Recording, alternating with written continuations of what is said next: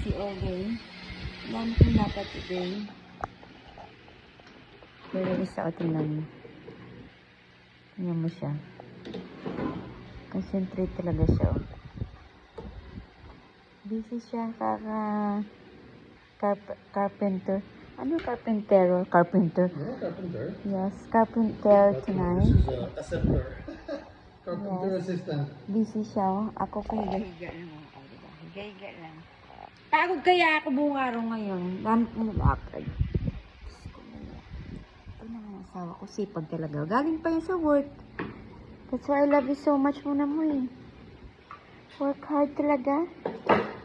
From work to home. O, diba? Sabi. Yes, ayan.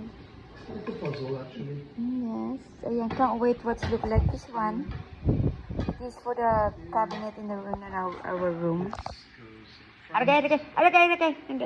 Lagay ng mga toilet roll, ng mga lotion, ng mga... Hindi pa tapos. Hindi, na. Hoy! Wait, Ayos ka.